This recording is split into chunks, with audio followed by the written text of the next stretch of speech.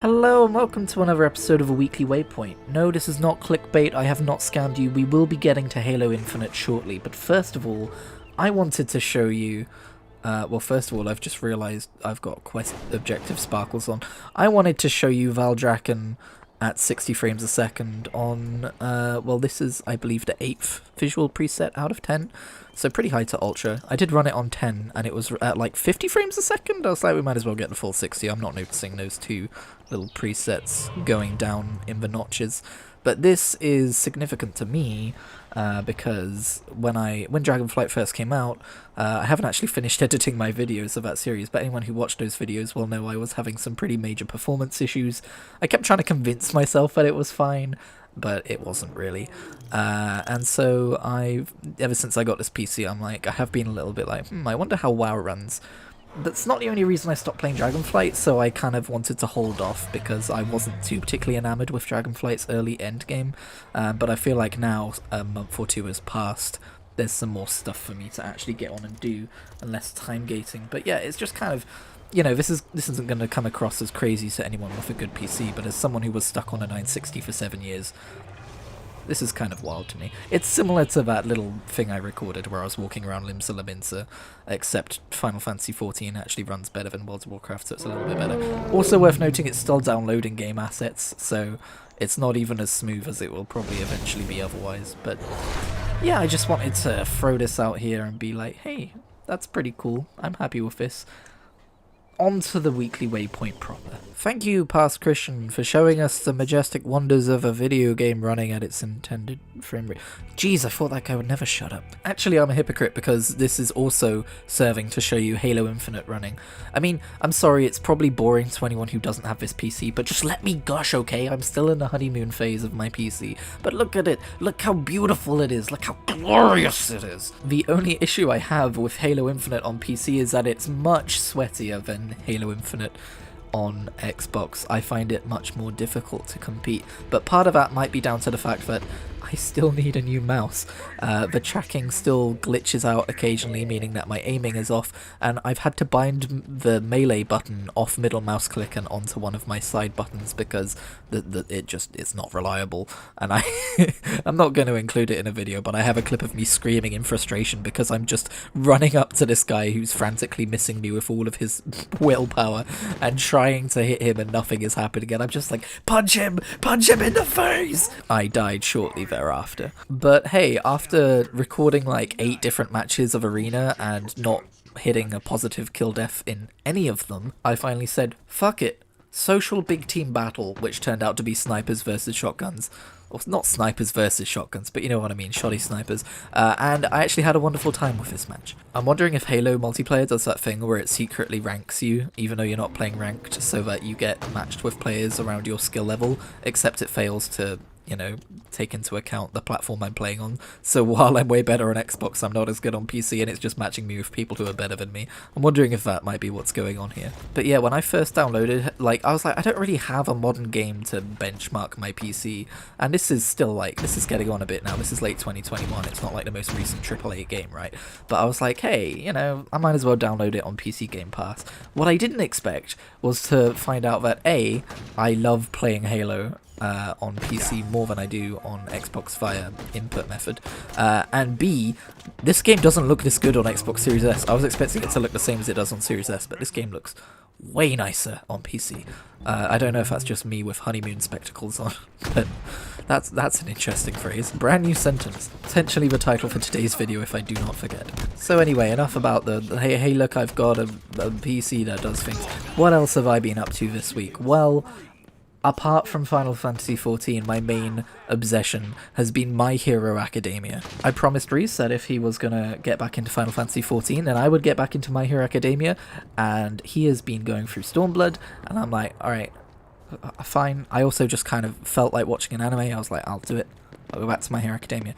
I got up to, in my first watch through, I got to the training camp arc. I got most of the way through that, but I don't know for what reason I fell off of it for, but it's been so long, I was like, you know how it's hard to decide sometimes whether you're going to rewatch something or just continue from where you left off and pick it up as you go along? I find that most of the time picking it up as you go along is the better choice. But this time I decided to rewatch from scratch, and I think that was actually the better choice for me.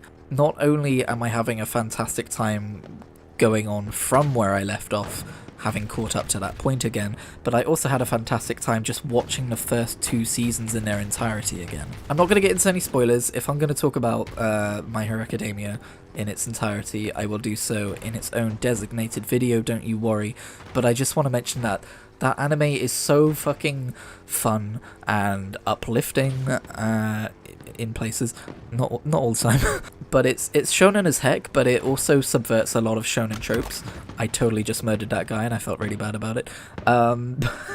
But yeah, it subverts a lot of shonen tropes, which I really appreciate, having, you know, watched the entirety of both Bleach and Naruto, or Naruto. And it's also the first I've really experienced of what he calls modern shonen, because I'm like, wait a minute, where's all the filler? Why isn't the pacing glacial so as to fill more episodes to help the mangaka continue the story onwards? Is this what it's like seeing an anime that isn't beholden to a 365-day-a-year schedule? I meant to say 52-week schedule, but I'm not re-recording that. So yeah, basically, if you haven't watched My Hero Academia, go re-watch My Hero Academia.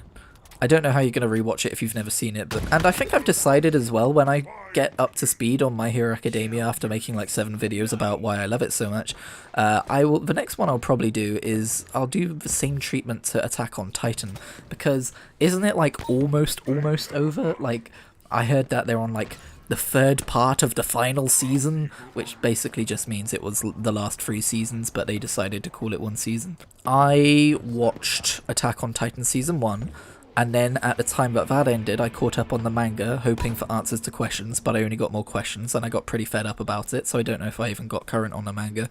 And then, I believe when Season 2 came out, I don't remember if I watched that in its entirety, but I have a habit of being really passionate about things, and then if I spend too far away from those things I'm passionate about, just completely forgetting they ever existed. So I have not been keeping up to date with Attack on Titan, but like I say, now that it's almost over, I'm excited to binge the entire series in one go. So that's what I'll be doing after My Hero Academia. Pretty different tones, to be sure, but I think I'll make it through. Also, there's a type of video I kind of want to do, and it's quite basic, but it's also pretty fun. I want to do like a power ranking series. So for instance, like for Bleach, I would rank Zanpakutos, and I would use that like tier list maker thing that everyone uses. So I would like rank Zanpakuto powers, and then like it doesn't have to be every single power in the anime. I could also then do like Espada, Resurrection powers later. And then for Naruto, I could do like jutsu and fighting style rankings, and then when I'm done with My Hero Academia, I could do like quirk rankings, and then I could do like DC superhero rankings and Marvel superhero rankings. And if this doesn't sound very original to you, I apologize, because it isn't, but it does sound like a lot of fun, so let me know if you're interested in that kind of content. It would be a lot like a thoughts on video, but it'd probably be a bit more rambly, because I would just be continuously recording, and I wouldn't really have as much leeway to stop and think about what I'm going to say and then record and carry on. I mean, I guess I would. I don't know. We'll figure it out when I do it. Hey, we need one last topic to fill the end of a weekly waypoint. The Destiny Rant.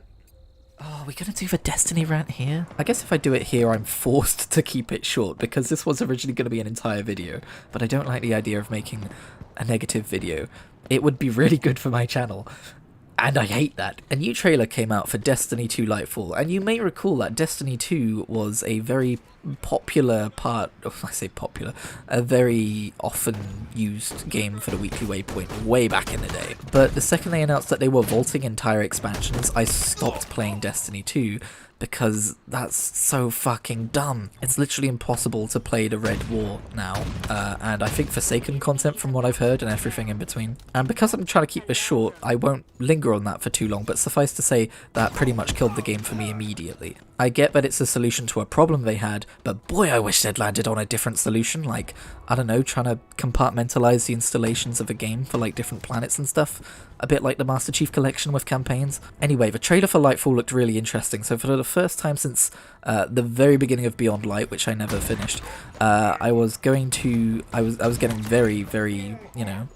tempted to buy it and buy the previous expansions and download it and check it out, but I thought I would look up how that would go first, and it turns out that when the new expansion launches, they are deleting all seasonal narrative content from the Witch Queen, which means basically, you know how in World of Warcraft an expansion basically just tees up the story for the next 2 years?